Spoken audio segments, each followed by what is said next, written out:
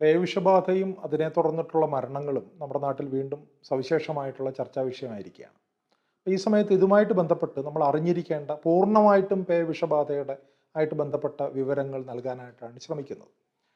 ചരിത്രാതീത കാലം മുതൽ തന്നെ മനുഷ്യന് പേവിഷബാധ ഏൽക്കുന്നുണ്ട്. പേവിഷബാധ മനുഷ്യൻ്റെ ഏറ്റവും വലിയ വലിയ ദുസ്വപ്നങ്ങളിൽ ഒന്നാണ്.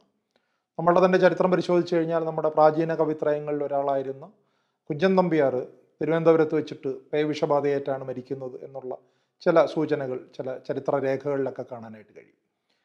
പേവിഷബാധയ്ക്കെതിരെ കുത്തിവയ്പ്പ് കണ്ടെത്തിയതും നമ്മളെ സംബന്ധിച്ചിടത്തോളം സയൻസിൻ്റെ ശാസ്ത്രത്തിൻ്റെ വളരെ വലിയ നേട്ടങ്ങളിൽ ഒന്നായിട്ടാണ് കരുതപ്പെടുന്നത്. ലൂയി പാസ്റ്ററാണ് കണ്ടുപിടുത്തം നടത്തിയത്.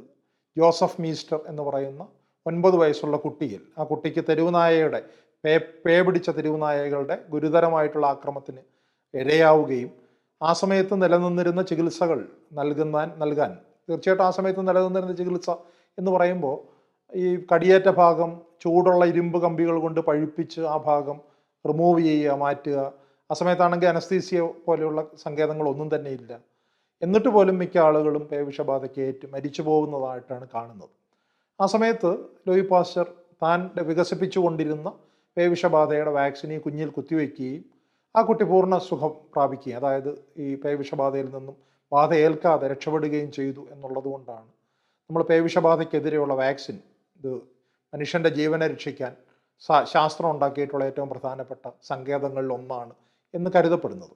ഈ വാക്സിൻ്റെ മറ്റൊരു പ്രത്യേകത, മിക്ക വാക്സിനുകളും രോഗം വരുന്നതിന് മുമ്പ് തന്നെ അല്ലെങ്കിൽ രോഗാണുവിൻ്റെ ആക്രമണം ഉണ്ടാകുന്നതിന് മുമ്പ് തന്നെ നാം വാക്സിൻ എടുത്ത് തയ്യാറായിരിക്കേണ്ടതുണ്ട്. നമ്മുടെ കുട്ടിക്കാലത്തൊക്കെ നമ്മൾ എടുക്കുന്ന വാക്സിൻ, ഇപ്പോൾ ഉദാഹരണത്തിന് പോളിയോ വാക്സിൻ, പോളിയോ അണുബാധ ഉണ്ടായതിന് ശേഷമല്ല നമ്മൾ എടുക്കുക.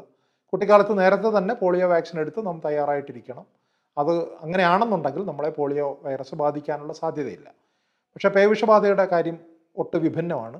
നമ്മൾ നേരത്തെ തന്നെ വാക്സിൻ എടുത്ത് തയ്യാറായിരിക്കണം എന്ന് നിർബന്ധമില്ല.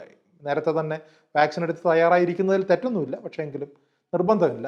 നമ്മുടെ ശരീരത്തിലേക്ക് അണുജീവി കടന്നതിന് ശേഷം നമ്മൾ പോയി വാക്സിൻ എടുത്താലും വാക്സിൻ ഇഫക്റ്റീവ് ആണ് എന്നുള്ളതാണ് പേവിഷബാധയുടെ വാക്സിൻ്റെ ഒരു പ്രധാനപ്പെട്ട കാര്യം. അപ്പോൾ ഇത് മനുഷ്യ ചരിത്രത്തിൽ വളരെയധികം പ്രാധാന്യമുള്ള ഒരു രോഗമാണ് പേവിഷബാധ എന്ന് ഞാൻ നേരത്തെ പറഞ്ഞു. അതിലൊന്ന്, മനുഷ്യനെ പണ്ട് മുതലേ മനുഷ്യൻ്റെ കൂടെയുള്ള ഒരു ജീവിയാണ് നായ എന്നുള്ളത് കൊണ്ട് നായയിൽ നിന്നും മനുഷ്യനിലേക്ക് പലതവണയായിട്ട് പേവിഷബാധ കടന്നു വരുന്ന ചിത്രം നമുക്ക് നേരത്തെ തന്നെ ചരിത്രത്തിൽ കാണാനായിട്ട് കഴിയും. അതാണ് ഒരു പ്രധാനപ്പെട്ട കാര്യം.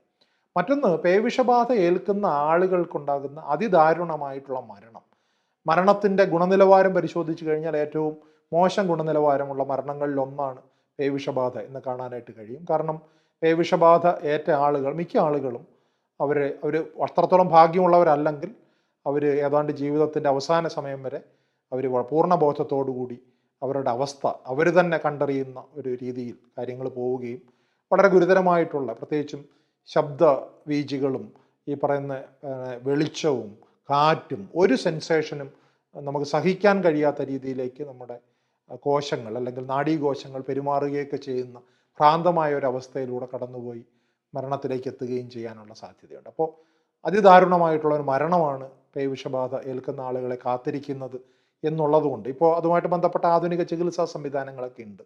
ആളെ നമുക്ക് ഇപ്പം മരണം പൂർണ്ണമായിട്ട് തടയാനായിട്ട് നമുക്ക് കഴിയില്ലെങ്കിൽ പോലും ആളുകളെ നമുക്ക് മരണമായിട്ട് ബന്ധപ്പെട്ട അവശതകളിൽ നിന്നും ബുദ്ധിമുട്ടുകളിൽ നിന്നൊക്കെ കുറച്ച് രക്ഷിക്കാൻ കഴിയുന്ന മരുന്നുകളും സങ്കേതങ്ങളും ഇപ്പോൾ ലഭ്യമാണ്. അപ്പോൾ അത്തരത്തിൽ നമ്മുടെ എല്ലാവരുടെയും വളരെ വലിയ ഒരു ഭീഷണി, അല്ലാന്നുണ്ടെങ്കിൽ ഒരു പേടി സ്വപ്നമാണ് ഈ പേവിഷബാധ എന്ന് പറയുന്നത്. ലോകമെമ്പാടും 2 തരത്തിലുള്ള പേവിഷബാധകൾ ഉണ്ടാകുന്നു എന്നാണ് കരുതപ്പെടുന്നത്. അതിലൊന്ന് ബാറ്റ് മീഡിയേറ്റഡ് റേബീസ്, അതായത് വവ്വാലുകളിൽ നിന്ന് വരുന്ന റേബീസ് പേവിഷബാധയും, മറ്റേത് ഡോഗ് മീഡിയേറ്റഡ് റേബീസ്, അതായത് പട്ടികളിൽ നിന്ന് വരുന്ന പേവിഷബാധയും. ഈ വവ്വാലുകളിൽ നിന്ന് വരുന്ന പേവിഷബാധ ഇന്ത്യയിൽ അങ്ങനെ കണ്ടുവരുന്നില്ല.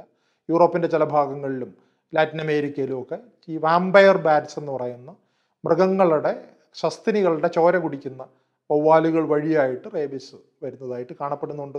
എന്ന് മാത്രമല്ല, അത്തരത്തിലുള്ള വവ്വാലുകൾ കടിച്ചു കഴിഞ്ഞാൽ അതിഗുരുതരമായിട്ടുള്ള ഒരു പേവിഷബാധയുടെ സാധ്യതയുണ്ട് എന്ന് മനസ്സിലാക്കി ചികിത്സ നൽകി വരുന്നുണ്ട്. അത്തരത്തിലുള്ള ബാറ്റ് മീഡിയേറ്റഡ് റേബീസ് മൊത്തത്തിലുണ്ടാകുന്ന ലോകത്തെമ്പാടും ഉണ്ടാകുന്ന പേവിഷബാധയുമായിട്ട് താരതമ്യം ചെയ്യുമ്പോൾ വളരെ കുറവാണ്. നമ്മുടെ നാട്ടിൽ ബാറ്റുകൾ വഴിയായിട്ട് വവ്വാലുകൾ വഴിയായിട്ട് നിപ്പ വരുന്നത് പോലെ അപൂർവമായിട്ടുള്ള ചില സന്ദർഭങ്ങളിൽ ബാറ്റുകൾ വഴിയായിട്ട് പേവിഷബാധ മനുഷ്യനിലേക്ക് എത്താനുള്ള സാധ്യതയുണ്ട്. പക്ഷെ അതിനുള്ള സാധ്യത വളരെ വിരളമാണ്. പക്ഷേ ഒരു പ്രധാനപ്പെട്ട പ്രശ്നം, അത്തരത്തിലുള്ള അവസ്ഥയിൽ നമ്മുടെ നാട്ടിലെ നിപ്പ പോലെ തന്നെ ബാറ്റ് മീഡിയേറ്റഡ് ആയിട്ടുള്ള പേവിഷബാധ നമുക്ക് പൂർണ്ണമായിട്ട് നിർമ്മാർജ്ജനം ചെയ്യാൻ കഴിയില്ല. കാരണം വവ്വാലുകളിൽ ഇത്തരത്തിലുള്ള വൈറസുകൾ, ആ വവ്വാലുകളിൽ ഒരു ട്രൂ റിസർവയർ, പൂർണ്ണമായ ഒരു സ്രോതസ്സായിട്ടാണ് പ്രവർത്തിക്കുന്നത്. അതുകൊണ്ട് തന്നെ ഈ വൈറസുകൾ ആ വവ്വാലുകളെ ഉപദ്രവിക്കില്ല, വവ്വാലുകളെ കൊന്നുകളയില്ല. അതുകൊണ്ട് തന്നെ വവ്വാലുകളിൽ ഏത് വവ്വാലിനാണ് റേബീസ് ഉള്ളത്, ഏത് വവ്വാലിനാണ് ഇല്ലാത്തത് എന്നൊക്കെ അറിയാനൊക്കെ വളരെ ബുദ്ധിമുട്ടാണ്. അപ്പോൾ അതുകൊണ്ട് അത് പൂർണ്ണമായിട്ട് നമുക്ക് പേവിഷബാധ ലോകത്തു നിന്നും നിർമ്മാർജ്ജനം ചെയ്യാനായിട്ട് കഴിയില്ല. പക്ഷേ നമുക്ക് നിർമ്മാർജ്ജനം ചെയ്യാൻ കഴിയുന്ന ഒരു പേവിഷബാധയുണ്ട്. അത് പട്ടികളിലൂടെ വരുന്ന ഡോഗ് മീഡിയേറ്റഡ് ആയിട്ടുള്ള, പട്ടി എന്ന് പറയുമ്പോൾ പട്ടിയോടൊപ്പം തന്നെ പട്ടി കടിച്ചിട്ട് പൂച്ചകൾക്കോ മറ്റു മൃഗങ്ങൾക്കോ മനുഷ്യർക്കോ ഒക്കെ റേബീസ് വരാം. എങ്കിൽ പോലും അത് ഏതാണ്ട് പട്ടികളിൽ നിന്ന് പട്ടികളിലേക്ക് പകരുന്ന, അല്ല നായ്ക്കളിൽ നിന്നും നായ്ക്കളിലേക്ക് പകരുന്ന ഒരു രോഗമാണ് പേവിഷബാധ എന്ന് പറയുന്നത്. നമ്മുടെ നാട്ടിലൊക്കെ കാണപ്പെടുന്ന പേവിഷബാധ, ലോകമെമ്പാടും ഉണ്ടാകുന്ന പേവിഷബാധയുടെ 99% ഇത്തരത്തിലുള്ള നായ്ക്കളിലൂടെയുള്ള പേവിഷബാധയാണ് എന്നുള്ളത് ഒരു പ്രധാനപ്പെട്ട കാര്യം. പേവിഷബാധ മനുഷ്യനെ കൊല്ലുന്നത് പോലെ തന്നെ നായ്ക്കളെയും പൂച്ചകളെയും പശുക്കളെയും ഏത് ജീവിക്കാണോ പേയേൽക്കുന്നത് ആ ജീവികളെല്ലാം കൊന്നൊടുക്കും എന്നുള്ളതുകൊണ്ട് എല്ലാ ജീവികൾക്കും ഭീഷണിയായിട്ടുള്ള രോഗമാണ് പേവിഷബാധ. അപ്പോൾ അത് നായ പേയുടെ ഒരു പൂർണ്ണ റിസർവയർ അല്ല, ഒരു ഇരയാണ്. അതിനെ ആ വ്യാപനത്തിനെ കൂട്ടുന്ന ഒരു ഘടകം എന്നുള്ളതിനേക്കാൾ പേവിഷബാധയുടെ മറ്റൊരു ഇരയാണ് നായ. നായയ്ക്ക് പേവിഷബാധ ഏൽക്കുന്ന സമയത്ത് അത് ഭ്രാന്തെടുത്ത് ഒരുപാട് ആളുകളെ കടിക്കുകയും മറ്റ് നായകളെ പ്രത്യേകിച്ച് കടിക്കുകയും ഒരു പ്രദേശത്ത് നായ്ക്കളെ മുഴുവൻ പേവിഷബാധത്തിന് അടിമകളാക്കുകയും അതിനിടയിൽ പെട്ടുപോകുന്ന മനുഷ്യരെ കൂടി ബാധിക്കുകയും കടിക്കുകയൊക്കെ ചെയ്യുന്ന അവസ്ഥയുണ്ടെങ്കിൽ പോലും അത് നായ മരണവെപ്രാളത്തിൽ ചെയ്യുന്നതാണ്. ഏതാനും ദിവസങ്ങൾക്കുള്ളിൽ ആ നായയും ഈ പേവിഷബാധ ഏറ്റ് മരിക്കാനായിട്ട് പോവുകയാണ്. അപ്പം അതുകൊണ്ട് തന്നെ നായകളെ പൂർണ്ണമായിട്ടും പേവിഷബാധ മുക്തമാക്കാൻ കഴിഞ്ഞാൽ, നേരത്തെ പറഞ്ഞ പോലെ വവ്വാലുകളെ പൂർണ്ണമായിട്ടും പേവിഷബാധ മുക്തമാക്കാൻ കഴിയില്ല. അതിനൊരു പ്രധാനപ്പെട്ട കാരണം പേവിഷബാധയുള്ള വവ്വാലേത് ഇല്ലാത്ത വവ്വാലേത് എന്ന് തിരിച്ചറിയാൻ കഴിയില്ല. വവ്വാലുകളെ വാക്സിൻ കൊടുത്ത് സംരക്ഷിക്കാൻ കഴിയില്ല. ഏതെങ്കിലും ഒരു വാക്സിൻ ഉണ്ടെങ്കിൽ പോലും വവ്വാലുകളെ പിടിച്ച് വാക്സിനേറ്റ് ചെയ്യുക എന്ന് പറയുന്നത് അസംഭവ്യമായിട്ടുള്ള കാര്യമാണ്. പക്ഷെ നായകളുടെ കാര്യത്തിൽ അങ്ങനെയല്ല. പേവിഷബാധ ഏറ്റ് ഏതാനും ദിവസങ്ങൾക്കുള്ളിൽ തന്നെ നായ ചത്തുപോകും. ചത്തുപോകുന്നതിന് മുമ്പ് മറ്റൊരാൾക്ക്, അല്ലെ മറ്റൊരു നായ്ക്ക്, അല്ലെങ്കിൽ മറ്റൊരു പൂച്ചയ്ക്ക് പേവിഷബാധ കൈമാറാൻ ഈ പേ പിടിച്ച നായ്ക്ക് കഴിഞ്ഞില്ല എന്നുണ്ടെങ്കിൽ ആ പേവിഷബാധ നായോടുകൂടി അങ്ങ് ഒതുങ്ങും. അപ്പം അതുകൊണ്ട് തന്നെ പൂർണ്ണമായും ഇടപെടൽ നടത്താൻ കഴിഞ്ഞാൽ, വളരെ ശ്രദ്ധയോടുകൂടിയുള്ള ഇടപെടലിലൂടെ ഈ നായകൾ വഴിയായിട്ടുള്ള പേവിഷബാധയെ പൂർണ്ണമായും നിർമ്മാർജ്ജനം ചെയ്യാൻ കഴിയും എന്നുള്ളതാണ് ലോകമെമ്പാടും ഇപ്പോൾ ഉറ്റുനോക്കുന്ന പ്രധാനപ്പെട്ട കാര്യം. 2030 നായയിലൂടെയുള്ള പേവിഷബാധ ലോകമെമ്പാടും ആയിട്ട് ഇല്ലാതെയാക്കുക എന്നുള്ളതാണ്. അതായത് zero dog mediated rabies death ലോകത്ത് എന്നുള്ളതാണ് ലോകാരോഗ്യ സംഘടന മുന്നോട്ട് വയ്ക്കുന്ന ആശയം. ഇതിപ്പോൾ 2025 നമ്മുടെ നാട്ടിൽ ഉൾപ്പെടെയുള്ള പ്രദേശങ്ങളിൽ കാണുന്ന ഒരു പ്രവണത അനുസരിച്ച് അത് ലക്ഷ്യം നേടാനുള്ള സാധ്യത വളരെ അതിവിദൂരമായിട്ടുള്ള സാധ്യതകൾ മാത്രമേ ഉള്ളൂ. പക്ഷേ എങ്കിൽ പോലും ആ സാധ്യതയ്ക്ക് വേണ്ടി പൊരുതുക എന്നുള്ളത് വളരെ പ്രധാനപ്പെട്ട കാര്യമാണ്. ലോകമെമ്പാടും നോക്കുമ്പോൾ ഏറ്റവും അധികം പേവിഷബാധ വന്ന് ആളുകൾ മരിക്കുന്ന, അല്ലെങ്കിൽ പേവിഷബാധ ഏറ്റവും കൂടുതൽ ആളുകൾക്ക് ഏൽക്കുന്ന സ്ഥലം ഇന്ത്യയാണ്.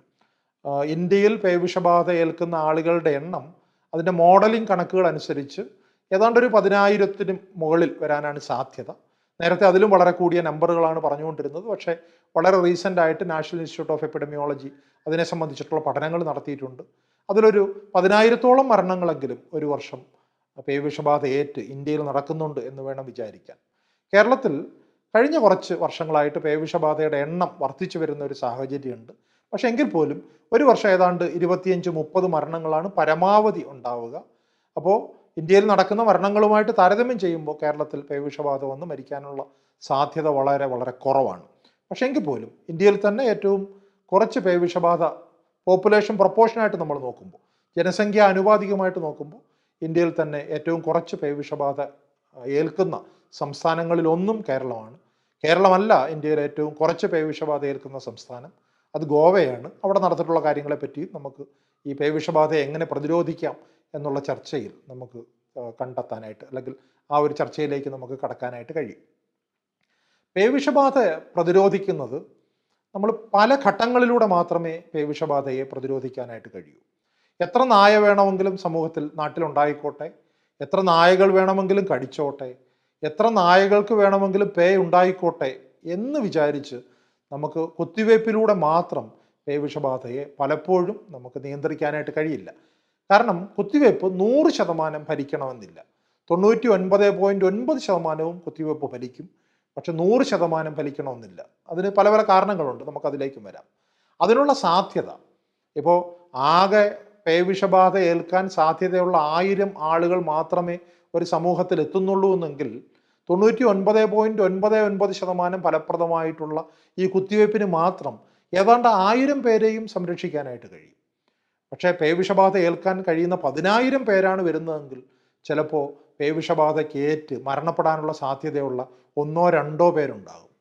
അത്തരത്തിൽ സാധ്യതയുള്ള 1,00,000 ആളുകൾ ഒരു സമൂഹത്തിൽ ഉണ്ടാവുകയാണെങ്കിൽ പേവിഷബാധ ഏറ്റു മരിക്കുന്ന കുത്തിവയ്പ്പിൻ്റെ ഈ ഇഫക്റ്റീവ്നെസ്, അതിൻ്റെ ഗുണനിലവാരവും പ്രവർത്തനവും ഇതേ നിലയിലാണെങ്കിൽ പോലും ഡിനോമിനേറ്റർ വർദ്ധിച്ചാൽ നമ്മൾ ഒരുപക്ഷെ 10-20 ആളുകൾ പേവിഷബാധ വന്ന് മരിക്കുന്ന ഒരു സാഹചര്യം ഉണ്ടാവും.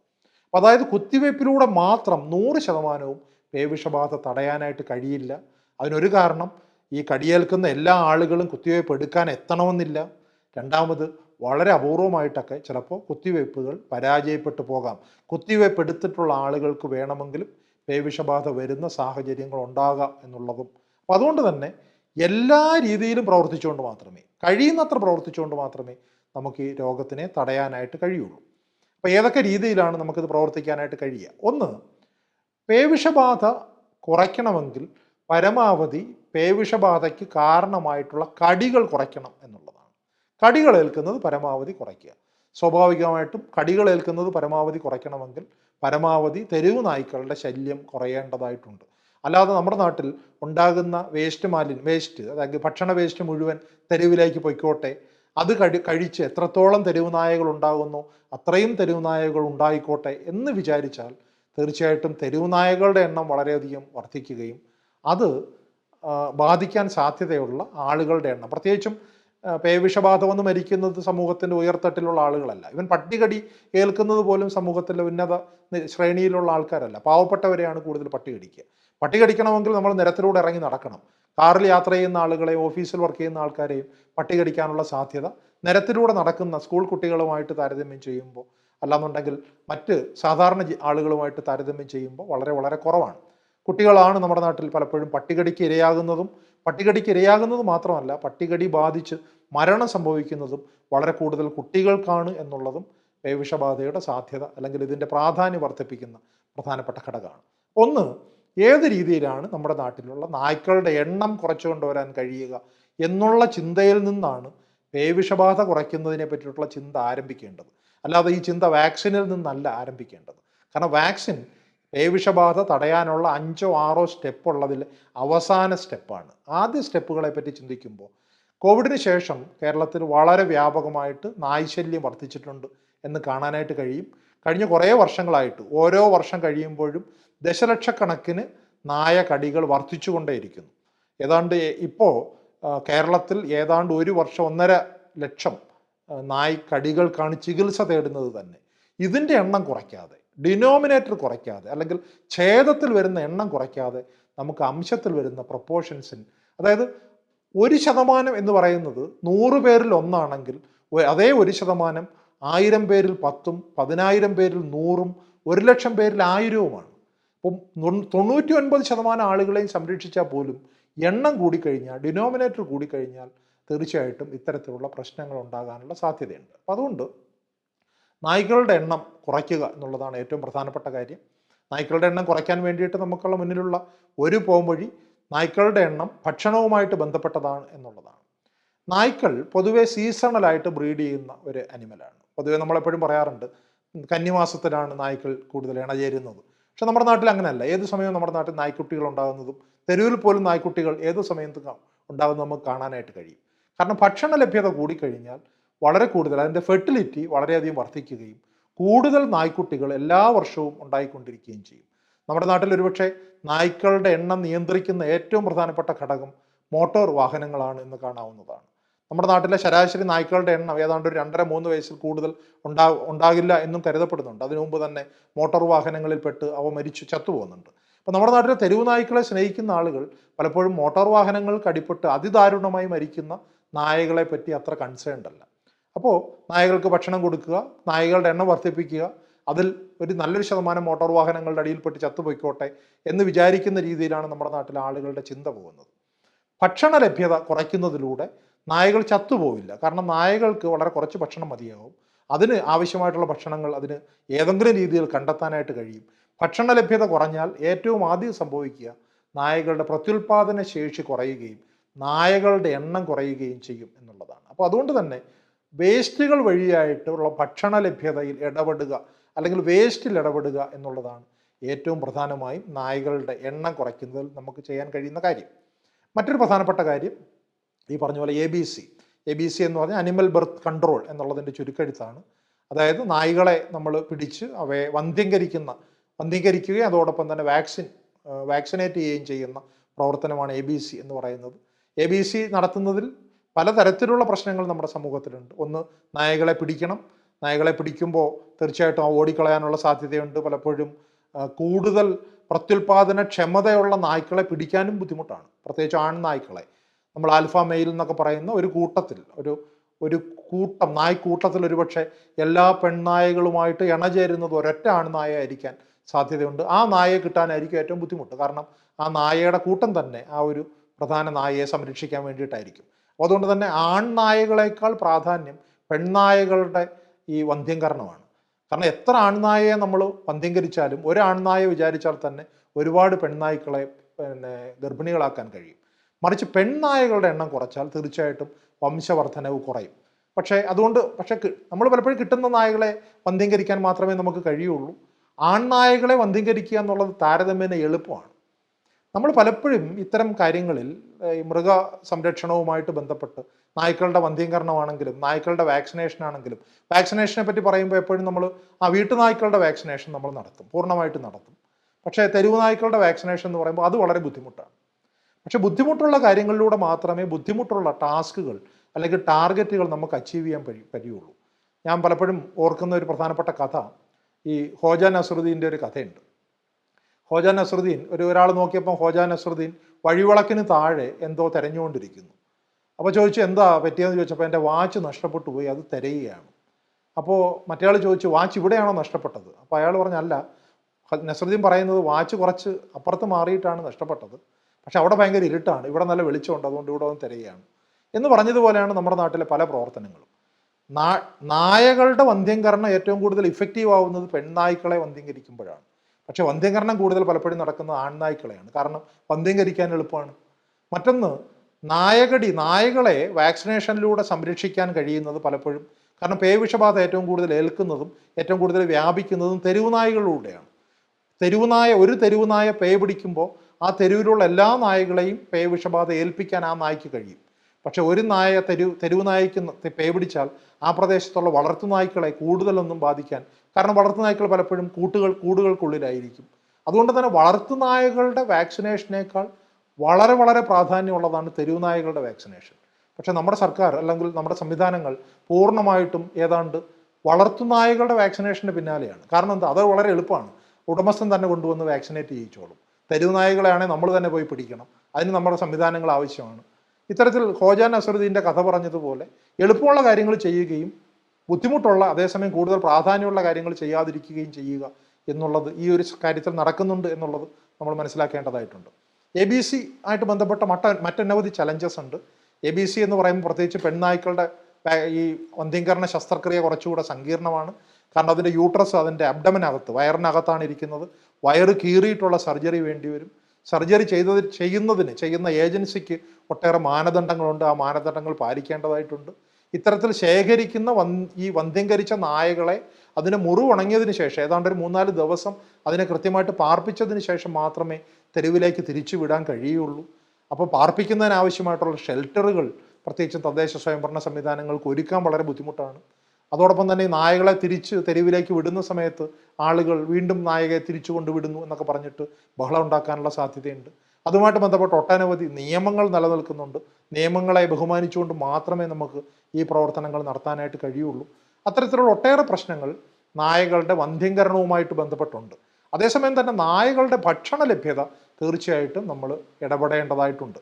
അപ്പം ഒരുപാട് കാര്യങ്ങൾ നമ്മൾ പറയുന്നതിനേക്കാൾ 1-2 കാര്യങ്ങൾ മാത്രം പറഞ്ഞു പോകുന്നതാണ് ഏറ്റവും നല്ലത്. അപ്പോൾ അതുകൊണ്ട് നമ്മുടെ നാട്ടിലുള്ള പേവിഷബാധ നമ്മുടെ നാട്ടിലെ കുഞ്ഞുങ്ങൾ പോലും പേവിഷബാധ ഏറ്റു മരിക്കുന്ന സാഹചര്യം ഒഴിവാക്കാൻ ഏറ്റവും ആദ്യം ചെയ്യേണ്ട രണ്ട് കാര്യങ്ങൾ, പൂർണ്ണമായിട്ടല്ല, നമുക്ക് എല്ലാ കാര്യങ്ങളും പൂർണ്ണമായിട്ട് മാത്രം ചെയ്യുന്നതിലൂടെ അല്ല നമ്മളിത് അച്ചീവ് ചെയ്യാൻ പറ്റുക. ഇത് ഭാഗികമായിട്ട് ചെയ്യാൻ കഴിഞ്ഞാൽ പോലും നമ്മൾ ചെയ്യുന്ന ഭാഗത്തിൻ്റെ ഗുണം നമുക്ക് ലഭിക്കും.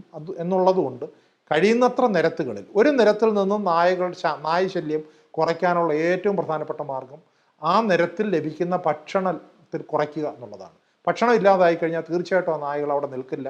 എവിടെയാണോ അതിന് ഭക്ഷണം ലഭിക്കുന്നത് ആ പ്രദേശത്തേക്ക് മാറിപ്പോകും. രണ്ടാമത്തെ പ്രധാനപ്പെട്ട കാര്യം, ഈ തദ്ദേശ സ്വയംഭരണ സ്ഥാപനങ്ങൾ ഇടപെട്ട് കഴിയുന്നത്ര നായകളെ വന്ധ്യീകരിക്കുക എന്നുള്ളതാണ്. ഇനി മൂന്നാമത്തെ, ഇപ്പോൾ നായകളുടെ എണ്ണം കുറയുന്നതിലൂടെ തീർച്ചയായിട്ടും കടികൾ കുറയ്ക്കാനായിട്ട് കഴിയും. രണ്ടാമത്തെ മാർഗം, ഇനി കടി കിട്ടിയാൽ പോലും കിട്ടിയ കടി റേബിസ് ഉണ്ടാകാനുള്ള, പേവിഷബാധ ഉണ്ടാകാനുള്ള സാധ്യത കുറയ്ക്കുക എന്നുള്ളതാണ്. കിട്ടിയ കടിക്ക് പേവിഷബാധ ഉണ്ടാകാനുള്ള സാധ്യത ഇല്ലാതെയാക്കണമെങ്കിൽ നമ്മളെ കടിച്ച നായയ്ക്ക് വാക്സിൻ എടുത്തിരിക്കണം. അങ്ങനെയാണെന്നുണ്ടെങ്കിൽ തീർച്ചയായിട്ടും നമ്മളെ കടിക്കുമ്പോൾ നമുക്ക് കിട്ടിയ കടി അപകട സ്വഭാവം ഉള്ളതാകാൻ സാധ്യത കുറയും. ഏത് രീതിയിലാണ് നമ്മളെ കടിച്ച നായയ്ക്ക് വാക്സിൻ എടുത്തു എന്ന് ഉറപ്പിക്കാൻ പറ്റുക? നമ്മളെ കടിച്ച നായ ഒരു വീട്ടുനായയാണെങ്കിൽ തീർച്ചയായിട്ടും വീട്ടുകാർ വിചാരിച്ചു കഴിഞ്ഞാൽ അതിനെ വാക്സിൻ എടുക്കാനായിട്ട് കഴിയും. അവിടെയും ശ്രദ്ധിക്കേണ്ട പ്രധാനപ്പെട്ട കാര്യം, നായകൾക്ക് വാക്സിൻ എടുക്കുന്നത് മനുഷ്യർക്ക് വാക്സിൻ എടുക്കുന്നത് പോലെയല്ല. എല്ലാ വർഷവും പേവിഷബാധയ്ക്കെതിരെ വാക്സിൻ എടുക്കണം. നമ്മുടെ വീട്ടിലൊരു നായ ഉണ്ടെങ്കിൽ അതിനെ എല്ലാ വർഷവും പേവിഷബാധയ്ക്കെതിരെയുള്ള വാക്സിൻ എടുക്കണം എന്നുള്ളത് പ്രധാനപ്പെട്ട കാര്യമാണ്. പക്ഷെ തെരുവ് നായകൾക്ക്, നമ്മുടെ നാട്ടിൽ തെരുവ് നായകൾക്ക് വാക്സിൻ എടുക്കുന്നതേ ഇല്ല. പലപ്പോഴും പറയുന്നത് തെരുവ് നായകളെ പിടിക്കാൻ ബുദ്ധിമുട്ടാണ്, അവയെ പൂർണ്ണമായിട്ട് എല്ലാത്തിനെയും വാക്സിനേറ്റ് ചെയ്യാനായിട്ട് കഴിയില്ല തുടങ്ങി ഒട്ടേറെ ന്യായങ്ങൾ നമ്മൾ പറയുന്നു. പക്ഷേ ഇതൊരു പകർച്ചവ്യാധിയാണ്. നായയിൽ നിന്നും നായയിലേക്ക് പകരുന്ന ഒരു പകർച്ചവ്യാധിയാണ്. കോവിഡും, നമ്മുടെ മനുഷ്യരുടെ കോവിഡ് സമയത്ത് നമ്മൾ പറഞ്ഞിരുന്നല്ലോ, എല്ലാവരും മാസ്ക് വയ്ക്കുക.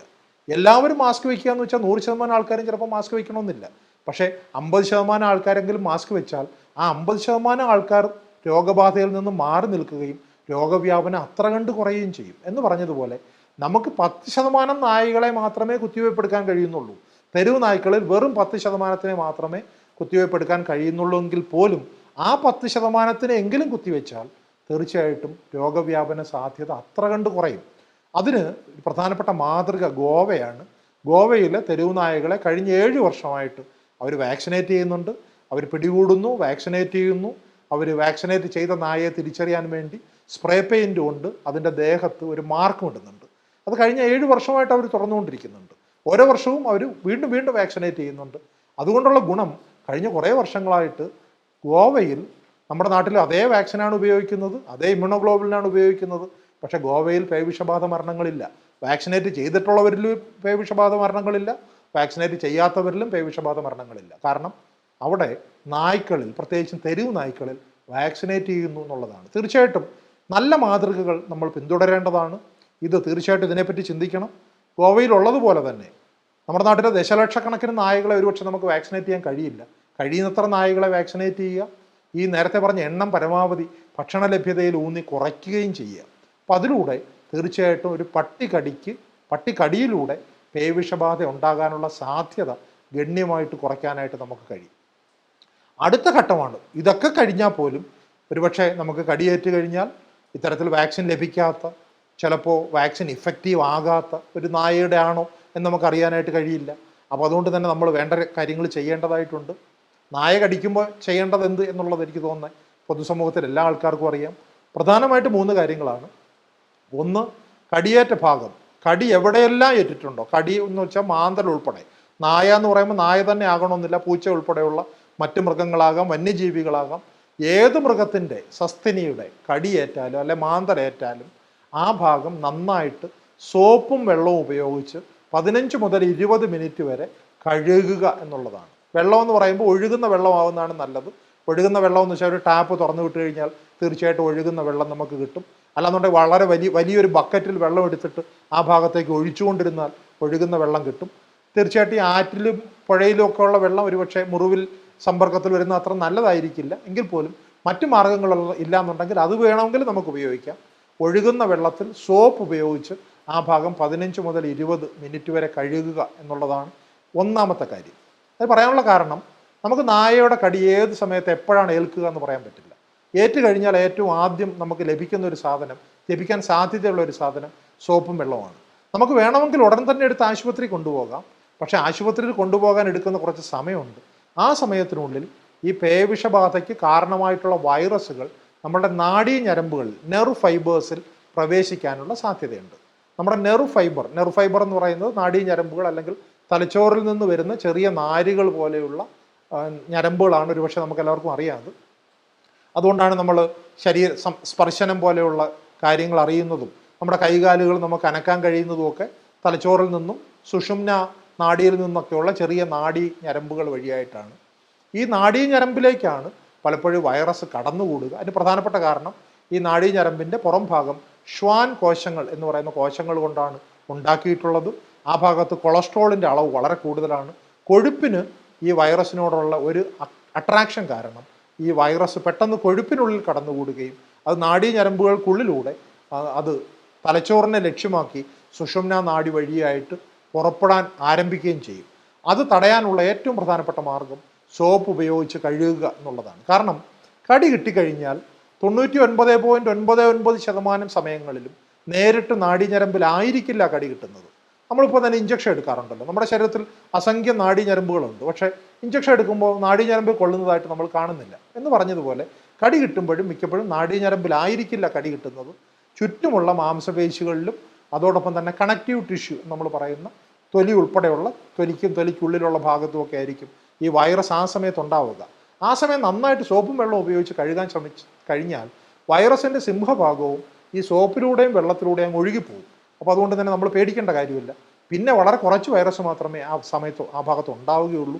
അത് മൾട്ടിപ്ലൈ ചെയ്യാൻ, അത് വീണ്ടും എണ്ണത്തിൽ പെരുകാൻ ഒരുപാട് സമയമെടുക്കും. നമുക്ക് സമയം കിട്ടും എന്നുള്ളതുകൊണ്ട് ഏറ്റവും ആദ്യം തന്നെ ചെയ്യേണ്ടത് സോപ്പും വെള്ളം ഉപയോഗിച്ച് ആ ഭാഗം കഴുകുക എന്നുള്ളതാണ്.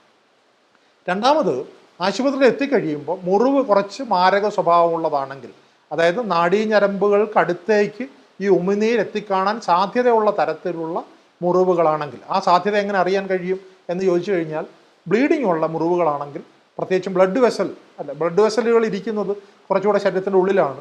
ബ്ലഡ് വെസൽസ് ബാധിക്കപ്പെട്ട് കഴിഞ്ഞാൽ നാഡീഞരമ്പും ബാധിക്കപ്പെടാനുള്ള സാധ്യതയുണ്ട് എന്നുള്ളതുകൊണ്ട് ഈ രക്തം പോകുന്നത്, ബ്ലീഡിങ് നമുക്ക് ഈ പറഞ്ഞ മുറിവിൻ്റെ ആഴത്തിൻ്റെ ഒരു അളവുകോലായിട്ട് എടുക്കാം. ഈ പറഞ്ഞ ബ്ലഡ് ഒഴുകുന്ന ബ്ലീഡിംഗ് ഉള്ള മുറിവുകളാണെങ്കിൽ ആ ഭാഗത്ത് ഇമ്മ്യൂണോഗ്ലോബുലിൻ എന്ന് പറയുന്ന മരുന്ന് കൂടി എടുക്കേണ്ടതായിട്ടുണ്ട്. ഇമ്മ്യൂണോഗ്ലോബുലിൻ ആ ഭാഗത്ത് തന്നെ, മുറിവ് പറ്റിയ സ്ഥലത്ത് തന്നെ ഇമ്മ്യൂണോഗ്ലോബുലിൻ എടുക്കണം.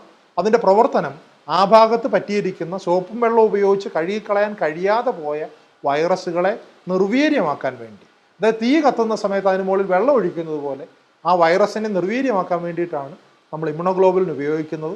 അപ്പോൾ ഇമ്മ്യൂണോഗ്ലോബുലിൻ കുത്തിവയ്പ്പുകൾ കുറച്ച് അപകട സ്വഭാവമുള്ള മുറിവാണെങ്കിൽ തീർച്ചയായിട്ടും സ്വീകരിക്കണം. അതോടൊപ്പം തന്നെ വാക്സിൻ എടുക്കുകയും വേണം. വാക്സിൻ തൊലിപ്പുറത്തുള്ള വാക്സിനാണ് സർക്കാർ മേഖലയിൽ ഉണ്ടാവുക. പ്രൈവറ്റ് ആണെന്നുണ്ടെങ്കിൽ നമുക്ക് മസിലിൽ കുത്തുന്ന വാക്സിൻസ് ലഭിക്കും. പക്ഷേ സർക്കാർ മേഖലയിലുള്ള തൊലിയിൽ എടുക്കുന്ന വാക്സിൻ തീർച്ചയായിട്ടും ഇഫക്റ്റീവാണ് എന്നുള്ള രീതിയിലുള്ള പഠനങ്ങളെല്ലാം നമ്മുടെ പക്കലുണ്ട്. അപ്പോൾ അതുകൊണ്ട് തന്നെ ഈ 3 കാര്യങ്ങളും ചെയ്യുക എന്നുള്ളത് വളരെ പ്രധാനപ്പെട്ട കാര്യമാണ്. അപ്പം നേരത്തെ പറഞ്ഞതുപോലെ കടിയേൽക്കാനുള്ള സാധ്യത കുറച്ച്, അതേസമയം ഏൽക്കുന്ന കടിയിൽ തന്നെ രോഗാണുബാധ ഉണ്ടാകാനുള്ള സാധ്യത കുറച്ച്, അഥവാ രോഗാണുബാധ ഉണ്ടെങ്കിൽ പോലും ആ രോഗാണുബാധയെ നിർവീര്യമാക്കാനുള്ള സാധ്യത കുറച്ച്, ഇത്തരത്തിലുള്ള ഘട്ടം ഘട്ടമായിട്ടുള്ള പ്രവർത്തനങ്ങളിലൂടെ മാത്രമേ നമുക്ക് പേവിഷബാധയിൽ നിന്നും പൂർണ്ണമായിട്ടുള്ള വിമുക്തി സാധ്യമാവുകയുള്ളൂ. ഇതുമായിട്ട് ബന്ധപ്പെട്ട് പക്ഷേ ചർച്ചകൾ എപ്പോഴും പേവിഷബാധ വന്ന് മരിക്കുമ്പോൾ എത്രത്തോളം കടികളെയാണ്, അതാണ്ട് 1.5 ലക്ഷത്തിൽ ചില്ലുവാനും കടികൾ എടുത്തിരിക്കുന്നു, എത്രത്തോളം മുറിവുകൾ ഉണ്ടായിരിക്കുന്നു, ആ മുറിവുകളിൽ ഏതെങ്കിലുമൊക്കെ യദൃച്ഛിയ ആളുകൾ കാണാതെ പോകാനുള്ള സാധ്യത, മുറിവുകൾ കഴുകാതിരിക്കാനുള്ള സാധ്യത, ഇത്തരത്തിലുള്ള സാധ്യതകൾ എല്ലാം മാറ്റിവെച്ചിട്ട് ഓരോ തവണ വാക്സിൻ ഈ പേവിഷബാധ മരണം ഉണ്ടാകുമ്പോഴും അത് വാക്സിൻ ഫലിക്കാത്തത് കൊണ്ടാണ് എന്നുള്ള രീതിയിലുള്ള ഒരു നരേറ്റീവ് ഉണ്ടാകുന്നത് തീർച്ചയായിട്ടും അപകടകരമാണ്. അതിലൊന്ന്, അവസാന ലാപ്പിൽ നമ്മളെ രക്ഷിക്കാൻ തീർച്ചയായിട്ടും വാക്സിന് മാത്രമേ ഉള്ളൂ. ഈ വാക്സിൻ മനുഷ്യ ചരിത്രത്തിൽ മനുഷ്യ സ്നേഹത്തിൻ്റെ ഒരു ഭാഗമായിട്ടുണ്ടായിട്ടുള്ള ഒരു വാക്സിനാണ് എന്ന് മാത്രമല്ല അതിൻ്റെ ഇഫക്റ്റീവ്നെസ് പലതവണ തെളിയിക്കപ്പെട്ടിട്ടുള്ളതാണ്. 2024 കേരളത്തിൽ വാക്സിൻ എടുത്തിട്ടുള്ള ആളുകൾക്ക് മരണങ്ങളുണ്ടായ സമയത്ത് ഇതേ വാക്സിൻ തിരിച്ച് കമ്പനിയിലേക്ക് അയക്കുകയും വീണ്ടും ടെസ്റ്റ് ചെയ്യിക്കുകയും ചെയ്തിട്ടുള്ള വാക്സിനാണ്. ഇതിനെ പറ്റിയിട്ടുള്ള ഒരുപാട് ചർച്ച സമൂഹത്തിൽ നടക്കുന്നുണ്ട്. അത് ഒട്ടും തന്നെ ആരോഗ്യകരമായിട്ടുള്ള ചർച്ചയല്ല. ഒരു ഉദാഹരണം പറയാം. ഒരു പത്രത്തിൽ വന്ന വാർത്ത, കേരളത്തിലെ വാക്സിൻ അപകടകരമാണോ എന്ന് സംശയമുണ്ട്. കാരണം ഈ വാക്സിൻ സൂക്ഷിക്കുന്നത് നമ്മുടെ പ്രാഥമിക ആരോഗ്യ കേന്ദ്രങ്ങളിലുള്ള ഫ്രിഡ്ജുകളിലാണ്. ഈ വാക്സിൻ്റെ കോൾഡ് ചെയിൻ, അതായത് ഫ്രിഡ്ജുകൾ കൃത്യമായിട്ട് പ്രവർത്തിക്കുന്നുണ്ടോ എന്നുള്ളൊരു കാര്യം ഉറപ്പില്ല. ഈ രീതിയിലുള്ള ഒരു ചർച്ച ഒരു പ്രധാനപ്പെട്ട മലയാളത്തിലെ ഒരു പ്രധാനപ്പെട്ട പത്രത്തിൻ്റെ ഫ്രണ്ട് പേജിലാണ് വന്നത്. പക്ഷേ ഇതിൻ്റെ ഒരു അപകട സ്വഭാവം നോക്കുക. ഒരാളെ പട്ടികടി ഏറ്റു കഴിഞ്ഞാൽ സാമ്പത്തികമായിട്ട് പിന്നാക്കം നിൽക്കുന്ന ആൾക്കാരെയാണ് പട്ടികടിക്കുക. അവരെ സംബന്ധിച്ചിടത്തോളം അവർക്ക് ഏറ്റവും വേഗത്തിൽ പോയി വാക്സിൻ എടുക്കാൻ കഴിയുന്നത് നമ്മുടെ നാട്ടിലെ പ്രാഥമിക ആരോഗ്യ കേന്ദ്രങ്ങളിലാണ്. ഈ പ്രാഥമിക ആരോഗ്യ കേന്ദ്രങ്ങളിലുള്ള വാക്സിനെ ഇരുട്ടിൽ നിർത്തുമ്പോൾ അത് കാരണം ചില ഗുണങ്ങൾ ഒരു പക്ഷേ മറ്റാർക്കെങ്കിലുമൊക്കെ ഉണ്ടാകാം. പക്ഷേ ആളുകൾക്ക് വാക്സിനകത്തുള്ള വിശ്വാസം നഷ്ടപ്പെടുകയും വാക്സിൻ എടുക്കാൻ ഏതെങ്കിലും രീതിയിലൊരു കാലവിളംബം ഉണ്ടാവുകയും ചെയ്തു കഴിഞ്ഞാൽ അതിന് ജീവൻ്റെ വിലയുണ്ട് എന്നുള്ളത് പ്രധാനപ്പെട്ട കാര്യമാണ്. ഇനി ഈ പറയുന്ന ആർഗ്യുമെൻറ്റ് ശരിയാണോ എന്ന് നോക്കാം. തീർച്ചയായിട്ടും ഇത് തെറ്റാണ്. കാരണം കോൾഡ് ചെയിനിൽ ഈ പറഞ്ഞ ഈ എല്ലാ വാക്സിനുകളും ഏതാണ്ട് 8 ഡിഗ്രി സെൻറ്റിഗ്രേഡിന് താഴെ 2 ഡിഗ്രി മുതൽ 8 ഡിഗ്രി വരെയുള്ള സെൻറ്റിഗ്രേഡിൽ സൂക്ഷിക്കണം എന്നാണ് നിയമമെങ്കിലും വളരെ വേഗത്തിൽ പൊട്ടൻസി നശിച്ചു പോകുന്ന ഒരു വാക്സിൻ അല്ല റേബിസ് വാക്സിൻ. റേബിസ് വാക്സിൻ പ്രത്യേകിച്ചും ഫ്രീസ് ഡ്രൈഡ് ആയിട്ടുള്ള പൊടിയായിട്ട് കിട്ടുന്ന ഒരു വാക്സിനാണ്. എടുക്കുന്നതിന് തൊട്ട് മുമ്പ് മാത്രമേ അത് ഡൈല്യൂട്ട് ചെയ്യാറുള്ളൂ. നമ്മുടെ നാട്ടിലെ മെഡിക്കൽ സ്റ്റോറുകളിൽ പോലും കീപ്പ് ചെയ്യാൻ കഴിയുന്ന അത്ര വേഗത്തിൽ ഊഷ്മാവിന് വശംവകതമാകാത്ത ഒരു വാക്സിനാണ്. എന്ന് മാത്രമല്ല, നമ്മുടെ നാട്ടിൽ സൂക്ഷിച്ചിരിക്കുന്ന, നമ്മുടെ പ്രാഥമിക ആരോഗ്യ കേന്ദ്രങ്ങളിൽ സൂക്ഷിച്ചിരിക്കുന്ന വാക്സിനുകൾ 100% ഫലപ്രാപ്തമാണ് എന്നുള്ള ലാബിൽ ടെസ്റ്റ് ചെയ്തിട്ടുള്ള റിസൾട്ടുകളും അതെടുത്തിട്ടുള്ള ആളുകൾക്ക് തിരുവനന്തപുരം മെഡിക്കൽ കോളേജിൽ നടത്തിയിട്ടുള്ള പഠനങ്ങൾ കാണിക്കുന്നത് അടുത്തൊരു 10 വർഷത്തേക്ക് ആ റേബിസിനെതിരെയുള്ള പ്രതിരോധ ശക്തി നമ്മുടെ നാട്ടിലുള്ള പ്രാഥമിക ആരോഗ്യ കേന്ദ്രങ്ങളിൽ നമ്മുടെ നാട്ടിലുള്ള ഡോക്ടർമാരും നഴ്സുമാരും ആരോഗ്യ പ്രവർത്തകരും എടുക്കുന്ന വാക്സിൻ ഉണ്ട് എന്നുള്ളതിൻ്റെ തെളിവുകൾ നമ്മുടെ പക്കലുണ്ട്. അപ്പോൾ അതുകൊണ്ട് തന്നെ റേബിസ് ഒരു പ്രധാനപ്പെട്ട പ്രശ്നമാണ്.